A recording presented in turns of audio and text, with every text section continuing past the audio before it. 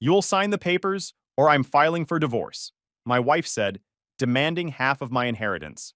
So I let her file. She lost her mind when she found out how much she was getting. So my wife gave me 1 week to put her name on my inheritance, or she'd file for divorce. I just let her file, because what happened next was not what she expected. I'm Zach, 33 male. I own a small snow removal and site services company out of Greece, which is just north of Rochester, New York. Winters we plow and salt commercial lots. Warm months we do hardscape and retaining walls. I've got 3 crews, a bunch of trucks that probably shouldn't still be running, and a payroll that keeps me up at night every other Friday.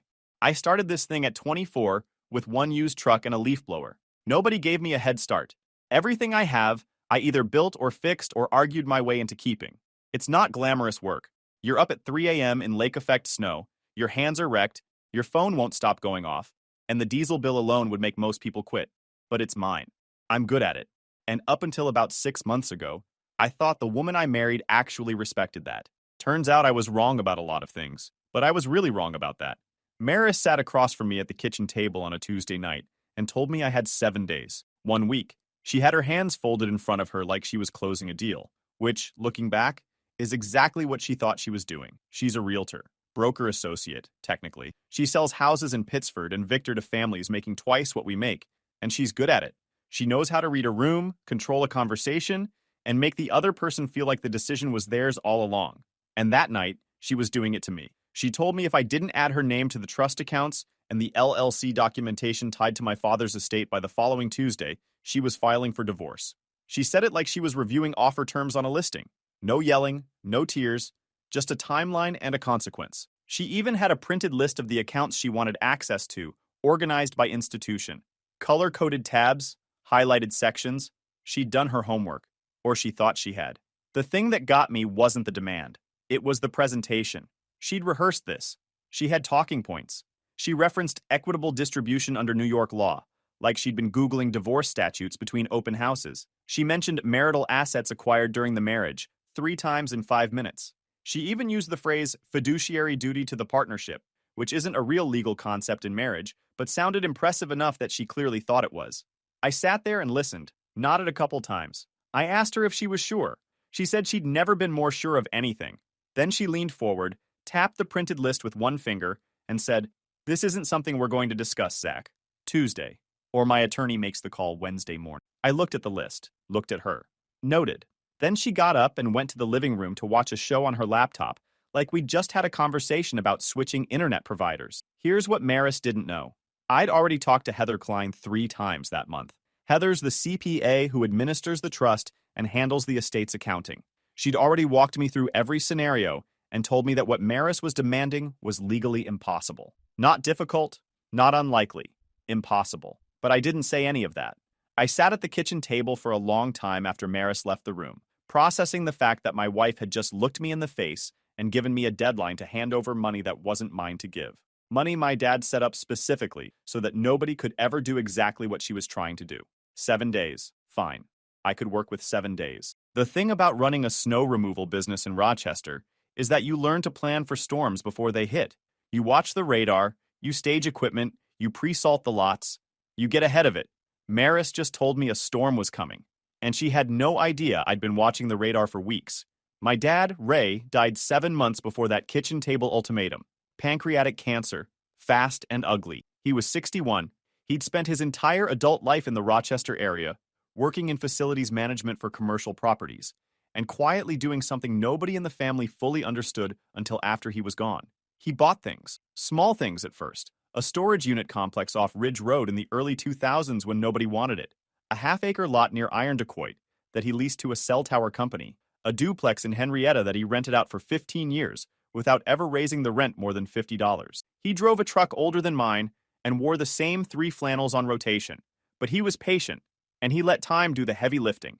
Most people who knew him, including Maris, assumed he was just a regular guy with a regular job who lived a regular life. That was the point. When he got the diagnosis, he called me, not to cry.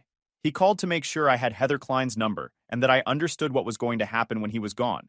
He'd set everything up years earlier with an estate attorney, a guy named Harlan, who specialized in asset protection for small family estates. Everything Dad owned was held inside 2 layers. First, a family LLC that owned the actual real estate and lease agreements. Second, an irrevocable trust that owned the LLC membership interests. The trust had an independent trustee. It had a spendthrift clause that specifically blocked any beneficiary's spouse from accessing, claiming, or petitioning for any portion of the principal or distribution. Every dollar that came out was classified as a restricted gift for approved expenses only, not income, not marital property, not divisible in any proceeding. Dad didn't do this because he was paranoid. He did it because he watched his older brother, my Uncle Gene, lose almost everything in a divorce back in 2011. Gene's ex-wife got the rental properties, the savings, half the retirement. He ended up in a one-bedroom apartment eating cereal for dinner at 58 years old. Last I heard, he's working part-time at a hardware store in Canandaigua. He's 72, still renting. Dad never talked about it much, but every time Gene's name came up, his jaw would tighten. He decided it was never going to happen to his kid. He built the structure and never told me the details until the diagnosis, hoping I'd never need it. The estate meeting was 3 weeks after the funeral. Heather set it up at her office. Maris came with me because she assumed she should, and I didn't stop her. The numbers weren't dramatic by Manhattan standards, but on paper, Dad's estate was valued at roughly $1.8 million, mostly tied up in the LLC assets. Not liquid, not a checking account with a comma in it, just property and leases and structures generating steady, modest returns. None of this was grab and spend money. It was built to hold money. I watched Maris during that meeting.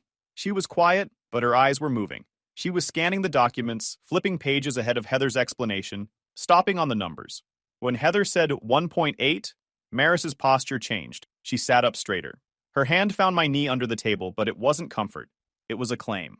After the meeting, in the car, she was already talking about timeline. When does the money transfer? Can we access it this month? Should we look at refinancing the house? We rent, Maris. We don't own the house. I know that, Zach. That's the point. Now we can buy. She started naming neighborhoods, Pittsford specifically. She knew the listings, the school districts. She had a vision fully formed before we'd even pulled out of the parking lot, and that vision was funded entirely by money she didn't understand and couldn't access. I told her it wasn't that simple, that the money was locked in a structure. She nodded, but she wasn't listening. She was already building a life in her head that didn't exist. That was the beginning.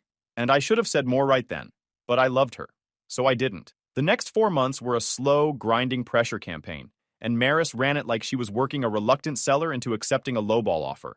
She didn't scream or throw things. She was smarter than that. She worked angles. She started spending differently. New clothes, not designer stuff, but frequent. Upgraded her car lease without telling me. Started dropping comments about houses for sale in Pittsford, like she was just making conversation. Except every house she mentioned was listed above $600,000. She'd leave her laptop open on Zillow with saved searches filtered by price range, and the minimum was always set to $550,000. Then came the social pressure. She started telling her friends and her family that I was sitting on money and refusing to share it with her. I found this out because her sister Jill called me one night and asked if everything was okay. She said Maris told her I'd inherited over $1 million and was keeping it in a secret account. Jill wasn't hostile about it. She actually sounded concerned. But the fact that Maris was building a narrative outside our house told me everything I needed to know about her strategy. Classic realtor move. Control the listing description before the buyer ever walks through the door. She also started weaponizing social situations. We went to a couple's dinner at her friend's house in mid-January, and Maris waited until the table was full and everyone was mid-conversation to say, loudly enough that every head turned, that it must be nice to marry someone and then find out they think generosity only goes one direction. Dead silence.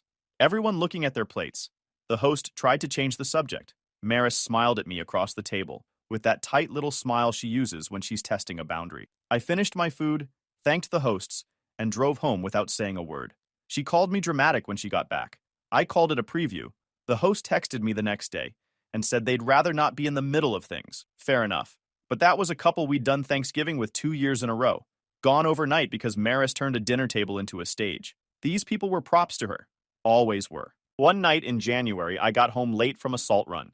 Around 10 p.m., Maris was at the kitchen counter with a stack of paperwork, joint account modification form, beneficiary change requests, trust amendment templates she downloaded from some legal website that had nothing to do with our actual trust structure. She slid them across the counter toward me with a pen on top, like I was a client at a closing table. Just sign these so we can move forward. I looked at the forms, then at her. I picked up the pen, put it in the drawer, and told her I wasn't signing anything she downloaded off the internet. She called me selfish. I called it Tuesday. The forms showed up on the counter again the next morning, and the morning after that. I started putting them in my truck and shredding them at the shop. The week before the ultimatum, Maris crossed a line that made everything personal. She went to my shop on a Saturday morning when only Mason was around prepping equipment for a Monday job. She told him she was picking something up for me, walked into my office, and spent 20 minutes going through my desk. Mason didn't stop her because she was my wife, and he didn't know any better. But he told me about it that night. I drove to the shop and checked. She'd gone through the business bank statements, the vendor invoices, and a folder I kept with printed trust correspondence. She didn't take anything, but she'd taken photos. I could tell because she'd left a document face down that I always kept face up, and the filing cabinet drawer wasn't closed all the way. She thought she was finding evidence of hidden assets. What she was actually photographing was proof that the trust and the business were completely separate from our marital finances. She was loading her own trap, and she had no idea. Monday morning, I changed the office lock, added a deadbolt, and told Mason that Maris wasn't allowed past the front counter anymore. Didn't matter what she said or what excuse she used. He didn't ask why. He just nodded and wrote it on the whiteboard next to the route schedule. The Friday after the ultimatum, I had payroll due. 3 crews, 7 guys total, plus Mason on salary. Gross payroll was about $14,200 every 2 weeks, and I ran it out of the business checking account. I'd been running payroll like this for 6 years without a single miss. In Rochester in January, when you're running plows at 4 a.m. and your hands are cracked and your back is screaming, that Friday deposit is the only thing keeping guys showing up Monday morning. Here's where I need to explain something that's going to make me sound stupid. 2 years earlier, when we were in a good place and I was slammed during a massive storm week, I added Maris as a secondary authorized signer on the business checking account, just for emergency. She was supposed to be able to make a deposit or handle a payment if I was unreachable during a 72-hour storm cycle. She never used it. I forgot it was even set up. Until Wednesday of payroll week, I logged into the business account to verify the balance before the payroll service pulled funds Thursday night. The account was short, not a little short, missing $9,400. I went through the transaction history line by line, and there it was. An online transfer initiated Monday afternoon, routed from the business checking to our joint personal account. The login came from the saved credentials on our shared home desktop. Maris had used the authorized signer access I'd given her 2 years ago to move $9,400 out of my business account 3 days before payroll. I had 2 days to cover a $14,200 payroll with $4,800 left. And payroll wasn't my only bill that week. I had a $2,800 parts invoice coming due. Fuel costs, salt orders. The business doesn't stop running because your wife is draining your accounts. I could not miss payroll. That was non-negotiable. My guys would walk. My contracts would collapse. My reputation, the only thing that keeps commercial accounts calling me back every winter, would be finished. In this business, you miss one payroll and the word spreads faster than lake effect snow hits the thruway. I sat in my truck in the shop parking lot for about 10 minutes after I found the transaction. Engine running, heat blasting, staring at the bank app on my phone, like the numbers might rearrange themselves into something workable. They didn't. So I started making calls. I called Mason first. Told him the account was short and what happened. The line went quiet for a second, and then he said, "You missed Friday. Half those guys don't come back. Not next week. Not ever." I know. That's why I'm calling you first. He didn't say much after that. Just asked what he could do. I told him I needed to sell the backup plow, the 2009 Western V-plow on the spare truck, worth about $4,500 in good condition. I listed it that afternoon on a local equipment group for $3,200 because I needed it gone by Thursday. First guy who called offered me $2,000. I said no. Second guy wanted to come look at it Saturday. I told him it wouldn't be here Saturday. The Batavia guy called at 4 p.m., asked one question about the cutting edge, and said he'd be there by 7 with cash. Done. I watched him load it onto his trailer in the dark, knowing my wife had just cost me my only redundancy in the middle of a Rochester winter for leverage in a divorce she was going to lose. Selling that plow hurt. We still had February and March to get through. Next, I called my equipment vendor and asked to delay the $2,800 parts invoice by 2 weeks. He agreed, but slapped on a $180 late fee and told me it couldn't happen again, or he'd put me on prepay only. That would have cost me thousands over the season. Then I logged into the joint account to pull the $9,400 back, except it wasn't all there. Maris had already burned through about $3,000 of it. Attorney retainer, probably. I transferred back every dollar that was left and put it into the business account. Between what I recovered from the joint, the plow cash, And the delayed invoice, payroll cleared Friday morning. Barely. My guys got paid. But I was out a $4,500 plow, I'd burned goodwill with my vendor, and the joint checking was nearly empty. First thing I did after payroll cleared was call the bank, revoke Maris's authorized signer status, change every password, and enable two-factor on every account tied to the business. Should have done that months ago. Lesson learned the expensive way. Maris had already retained a divorce attorney. His name was Cal Wexler. I got served the following Monday, a full day before her own deadline had even expired. She was never waiting for Tuesday. The ultimatum was just a formality. I stood in my shop holding the papers, snow melting off my boots onto the concrete floor, and read through the filing. She was claiming equitable distribution of all marital and quasi-marital assets, including inherited assets received during the marriage. Her estimated value of the contested estate was listed as $1.8 million, and she was requesting no less than $700,000 as her equitable share. $700,000 from a trust she couldn't touch, controlled by a trustee she'd never met, protected by a structure built specifically to stop people like her. I folded the papers, put them in my desk drawer, and called Heather. Discovery started in early February. Cal Wexler came out swinging. He subpoenaed bank records, business financials, trust documents, LLC operating agreements, everything. Heather and Harlan responded with a wall of documentation that said the same thing on every page. The trust is irrevocable, the beneficiary has no legal title or control, and spousal claims are explicitly excluded. But Wexler kept pushing. He filed motions to compel additional disclosure. He argued the trust was a sham, that I had de facto control, that distributions constituted marital income. Every motion got denied or withdrawn after Heather's team responded, but each one cost time and money. My legal fees were climbing, and I was spending hours assembling documents and responding to interrogatories while trying to run a business in the middle of Rochester's heaviest snow season in 4 years. There was 1 week where I drove from a job site to Heather's office, back to a job site, then to a hearing, then back to dispatch, all in the same day. I ate a gas station sandwich in a courthouse parking garage and called it lunch. Something about Wexler's approach didn't add up, though. He referenced things in filings that were oddly specific. Details about my schedule, my habits, where I kept paperwork at the shop. He described the inside of my office once, referencing documents stored in an unsecured filing cabinet in the respondent's commercial workspace. That's a weirdly specific detail for a man who's never set foot in my shop. He also referenced a vendor payment schedule that matched our actual billing cycle almost exactly. Not an estimate. The actual dates. Either Wexler had a forensic accountant going harder than Discovery required, or someone was feeding him information directly. Then one Thursday evening in late February, Mason was finishing a late salt run on a commercial lot in Henrietta and saw Maris's car parked at a restaurant on East Henrietta Road.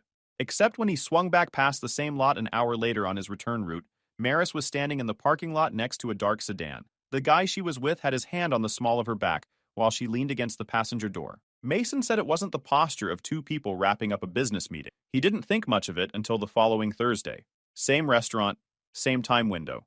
This time Mason pulled into the lot to check a route notification on his phone and got a clear look.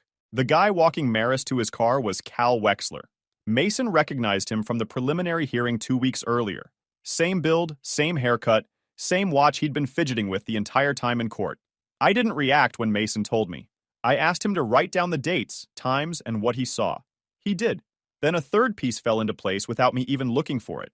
A buddy of mine named Paul, who does commercial HVAC work, called me the following weekend about a job referral. At the end of the conversation, totally unprompted, he mentioned he'd seen Maris coming out of a law office on East Avenue the previous Saturday morning. Except the office had been closed. Paul knew, because he serviced the building's HVAC system, and the weekend lockout schedule was posted in the lobby. Maris came out a side entrance with a guy Paul didn't recognize, and they got into the same car. I didn't tell Paul what it meant. I just thanked him for the referral and hung up. But I wrote down the date, the time, and what he said. Then I pulled Maris's financial disclosure from Discovery, which included itemized payments to Wexler's office with dates and service description. 6 late conference sessions over a 2-month period, all billed at evening hours, all on Thursdays. The billing matched Mason's sightings down to the day of the week. Who schedules client conferences at 8:30 p.m. on a Thursday? Nobody who's keeping it professional, I told Heather. She went quiet for about 10 seconds. Then she said an attorney in a personal relationship with a client during active litigation has an ethical conflict that could get him sanctioned or disbarred. She asked if I wanted to file a formal grievance. I told her not yet. I didn't want to blow it up prematurely and give Wexler a chance to spin it or withdraw cleanly. Heather flagged the pattern with the court quietly, not as a weapon, as an ethical concern. The kind of thing that makes a judge start side-eyeing everything that lawyer files after that. Wexler didn't know we knew. Maris didn't know we knew.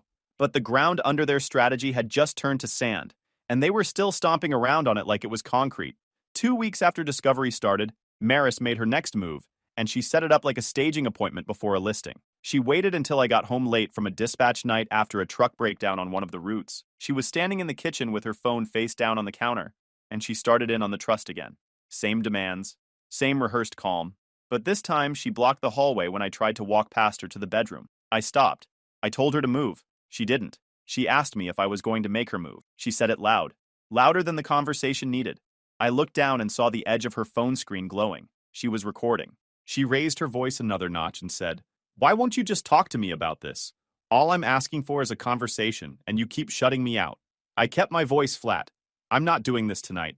Step aside, please." She didn't move. I stepped backward. I put my hands in my jacket pockets, turned around, and walked out the front door. I sat in my truck in the driveway for 40 minutes until she went to bed. That was the whole incident, but it was enough for Wexler. 3 days later, Maris filed a sworn statement claiming she felt unsafe in the home due to my erratic and controlling behavior regarding finances. Attached was a partial audio clip from that night, starting from where I told her to step aside. Without the part where she blocked the hallway and escalated first, it sounded tense. Wexler also attached a text exchange between Maris and Jill from that same night where Maris wrote that she was scared of what he might do, about 6 minutes after I'd already been sitting silently in my truck outside. New York courts take safety claims seriously at the temporary order stage, and the standard for granting one is low. The judge issued exclusive occupancy to Maris for 30 days pending a hearing. I had 48 hours to gather my personal belongings and leave. I packed 2 duffel bags, slow and quiet. I wasn't going to give her another audio clip. Maris watched me pack from the hallway with her arms crossed. She didn't say a word. She didn't have to. I stayed at Mason's place the first week. His wife, Lori, set up the spare bedroom and didn't ask questions. Mason and I ran morning dispatches from his kitchen table. The second week, I moved into the shop. I set up a cot in the back office behind the parts shelving, hung a curtain for some privacy, and used the industrial sink in the equipment bay to wash up. It was February in Rochester, and the shop's heating system was designed to keep pipes from freezing, not to keep a grown man warm at night. I wore 2 layers to sleep and kept a space heater running until the electric bill made me rethink that decision. One morning, a client dropped off a check at 7 a.m., and I had to scramble off the cot, kick the sleeping bag behind the shelving, and get to the front counter before he walked past the office door. I'm not going to lie. 2 a.m. on a cot 6 feet from a rack of plow blades hits different. You built this place. You own it. And somehow you're sleeping in it like a squatter because a woman who blocked a hallway and pressed record convinced a judge you were the threat. That thought sat with me every single night. The snow still falls. The clients still call. One night we had an 8-inch dump that started at midnight, and I was on the phone nonstop until 6 a.m., dispatching crews from a folding chair in a shop that smelled like diesel and cold concrete, rerouting trucks when a driver called in with a transmission issue on Lake Avenue, arguing with a salt supplier about a delayed delivery that was going to throw off the entire overnight window for my biggest commercial account. Mason covered everything I couldn't physically get to, and he never once complained. Meanwhile, Maris was using the time to build her story. She posted on social media about starting fresh and protecting her peace. She told mutual friends I'd been removed from the home because of what he did, leaving the details vague enough that people filled in the worst possible blanks. 2 couple friends stopped returning my calls. My neighbor texted me asking if Maris was okay, and you could tell he'd already picked a side. Reputation damage in Rochester sticks. A small medical office complex in Henrietta that I'd been plowing for 3 seasons dropped us. The office manager called Mason and said they were going in a different direction. No explanation. But the timing lined up with one of Maris's posts about feeling safe again. That contract was worth $4,800. Gone. Mason picked up a replacement account within 2 weeks. A strip mall in Greece. Not the same revenue, but it kept the route schedule full. The hearing on the temporary order happened 3 weeks later. My attorney presented the full unedited audio from the kitchen recording. We'd compelled production of the complete file through discovery, and Maris apparently hadn't considered that the unedited version would tell a very different story than her clipped excerpt. It showed her initiating the confrontation, blocking the hallway, and escalating her volume while I de-escalated and left. It showed the 6-minute gap between me walking out and her texting Jill that she was scared. The judge vacated the order. I moved back into the house that weekend, but I didn't unpack much. This wasn't my home anymore. It was just a place where two people avoided each other until the lawyers sorted it out. Mediation was held at a neutral office downtown. Bad coffee, long table, fluorescent lighting that makes everyone look exhausted.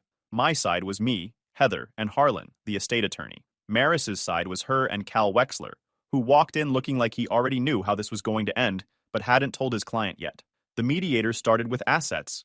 Wexler presented Maris's claim for equitable distribution of inherited assets valued at $1.8 million. He spoke for about 5 minutes, referencing New York domestic relations law, arguing the inheritance was received during the marriage and had been used to support the marital lifestyle. Then Heather opened her binder. She walked through the trust instrument, irrevocable structure, independent trustee, spendthrift clause, spousal exclusion provision. She explained that the LLC interests were owned by the trust, not by me, that I had no legal title to the underlying assets, that every distribution was a restricted gift administered by the trustee, not marital property under New York law. Wexler tried to pivot. He argued that the trust distributions had effectively subsidized our household expenses, which meant they'd been functionally commingled into the marriage. Heather pulled a ledger showing every trust disbursement for the past 3 years. Each one went to a restricted account managed by the trustee, earmarked for pre-approved categories.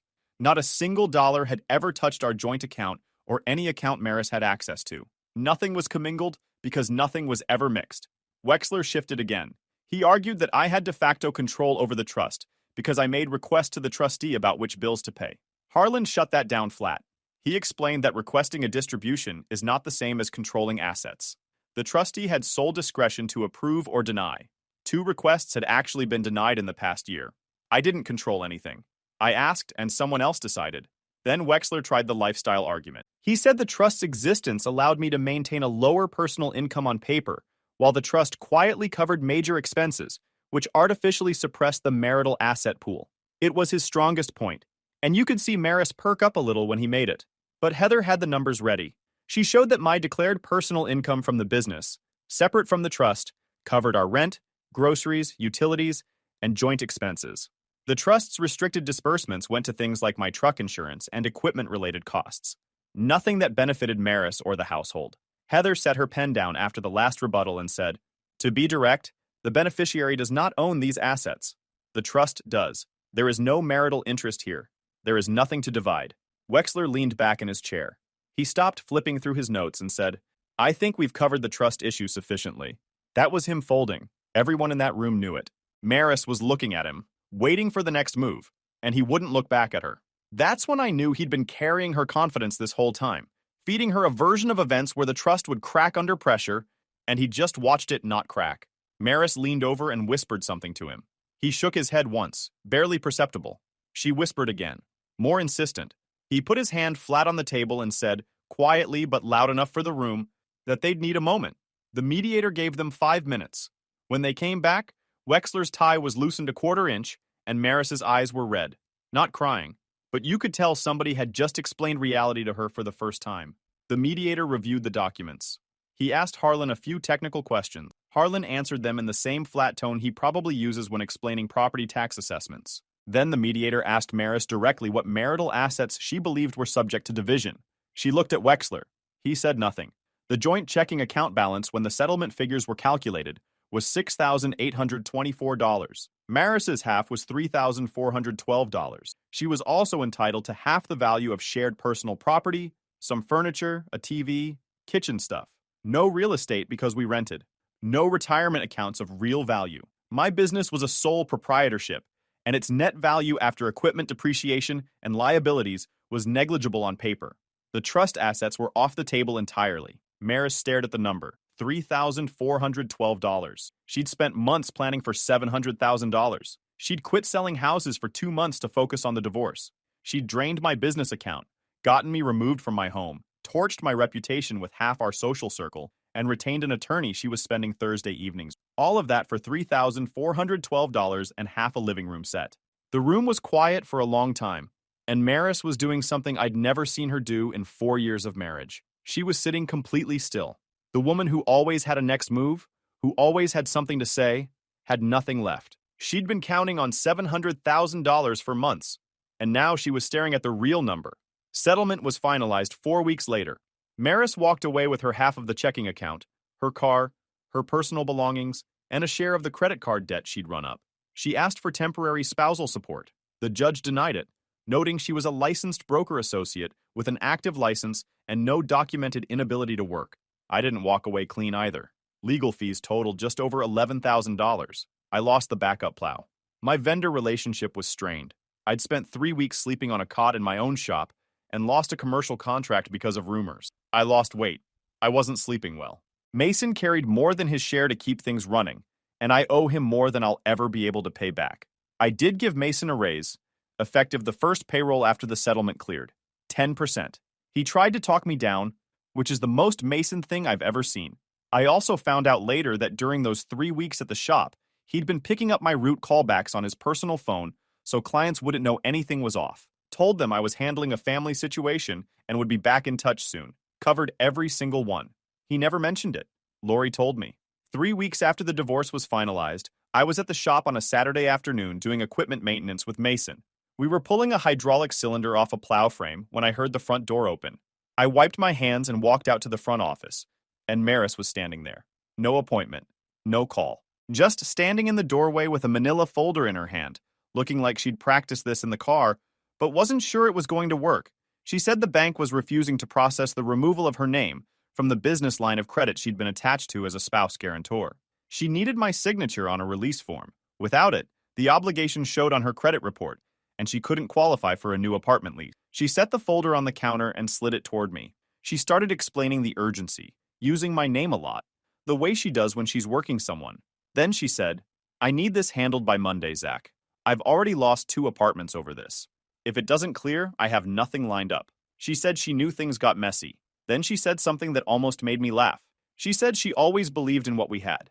I looked at the folder. I looked at her. She was doing the thing she always did.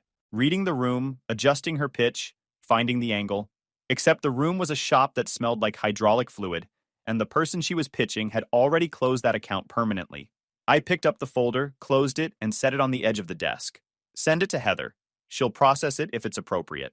Maris opened her mouth to say something else. I turned around and walked back into the equipment bay. Mason was already back under the plow frame. He didn't look up. He didn't ask. I picked up the wrench and got back to work. I heard the front door close about 30 seconds later.